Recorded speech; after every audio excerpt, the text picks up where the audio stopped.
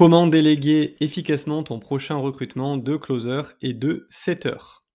Alors, avant de parler de ça, je vais me présenter très rapidement. Je suis Aurélien, depuis 2016, je suis dans la partie commerciale. Au début, j'ai travaillé avec des grands comptes, puis j'ai vendu des prestations informatiques en France et à l'étranger, notamment dans les dom-toms. Puis pendant 5 ans, je me suis focalisé sur la vente de mes propres accompagnements, qui avaient pour but d'aider les freelances introvertis sur la prospection et sur la vente. Après, et même toujours en cours, en toile de fond, je vends des formations pointues pour des chirurgiens esthétiques dans le monde, d'accord. Et depuis 2024, donc, je recrute des setters et des closers, et puis je fais du sales management pour les infopreneurs et coachs. On va revenir à notre sujet, donc pourquoi déléguer le recrutement, c'est stratégique. Et pourquoi même le recrutement tout court, c'est stratégique. Parce qu'une mauvaise embauche, c'est une perte financière. Ok, une perte financière, mais à quel point ? D'après le mercato de l'emploi et d'après un cabinet qui s'appelle Talent Search, on peut voir en moyenne que un recrutement raté, ça fait perdre des milliers, enfin même plusieurs dizaines de milliers d'euros à ton entreprise. Mais au-delà de la perte financière, il y a une perte de temps pour toi en tant que CEO, en tant que business owner. Il y a également 36% des entreprises qui vont reporter une baisse de productivité. Il y a du turnover. Et ça peut aussi donner une image négative vis-à-vis de certains prospects et clients quand les membres de l'équipe sont toujours différents. Pourquoi déléguer le recrutement ? Bien, le risque, c'est qu'en tant que CEO, en tant que business owner, c'est ton bébé et tu as la tête dans le guidon. Et c'est compliqué, peu importe ton expérience, etc., c'est complexe. Et c'est pas moi qui le dis. C'est des prospects avec qui j'ai pu échanger, c'est mes clients, c'est des amis qui sont chefs d'entreprise qui me partagent ça. Aurélien, je sais les critères du bon profil, mais pour autant, rarement j'arrive à l'attirer et à le garder. Souvent, je fais des mauvais recrutements. J'arrive pas à identifier, une fois que je suis dedans, la bonne personne pour moi. Ok ? En plus de ça, il y a des biais cognitifs.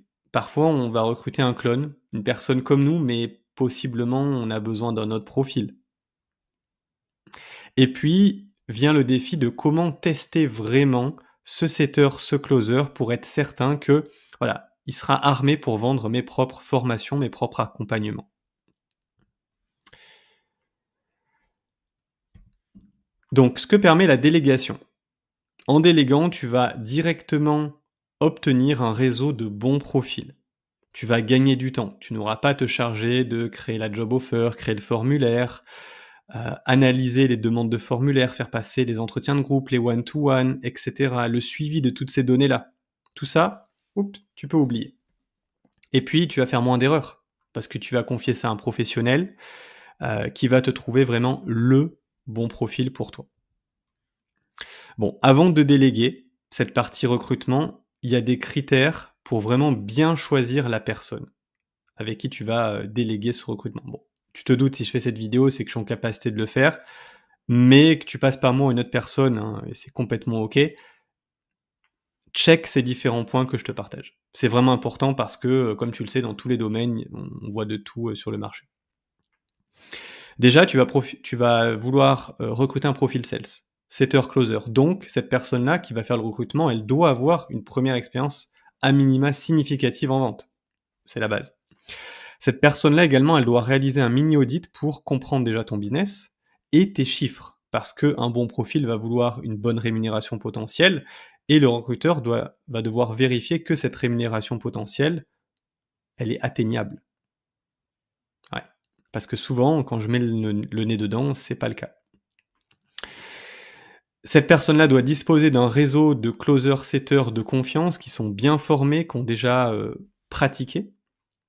Elle va également te proposer des profils que tu pourras internaliser. C'est pas une personne qui va te dire oui, je vais te fournir une équipe externalisée. Voilà, non. Demain, si le prestataire part, tu veux que tes setters et tes closers continuent de faire partie de ton équipe. Parce que la vente, c'est stratégique pour ton entreprise. Si ton équipe sales part, tu as plus de business. Tu as plus de chiffre d'affaires qui va rentrer. Ensuite, c'est une personne qui va comprendre les spécificités de ton marché, de ta niche. C'est une personne qui va assurer également l'onboarding du profil parce qu'elle a des compétences en vente, d'accord? Et qu'elle connaît l'entreprise. OK, ça c'est un bon point. Et enfin, une personne qui va t'offrir une garantie si le profil ne correspond pas à tes attentes. Parce que sinon, c'est facile de recruter quelqu'un et de dire: «Tiens, voilà un bon setter, voilà un bon closer, moi je me taille». Non, non, un bon, voilà, une personne qui est carrée va rester en contact et si au bout de 3 semaines, un mois, la personne, malgré tout ce qu'elle a pu démontrer, elle n'atteint pas les chiffres, cette personne-là doit te fournir, et donc recruter un autre profil et l'onboarder pour que tu puisses in fine, avoir un profil, qui va bien dans ton équipe. D'accord? Donc vraiment, check ces différents critères. La suite, c'est simple, si tu as un prochain recrutement en vue, très simple, tu as simplement à cliquer sur ce lien. Alors bon, effectivement, là, c'est une vidéo, tu peux pas cliquer sur le lien qui est sur la vidéo. Par contre, ce lien, il va se retrouver soit en description, soit dans les commentaires. Tu vas le trouver facilement, sinon, si vraiment il n'y est pas, hein, tu peux m'envoyer un petit message. Je te souhaite une très belle journée et puis au plaisir d'échanger sur tes prochains recrutements.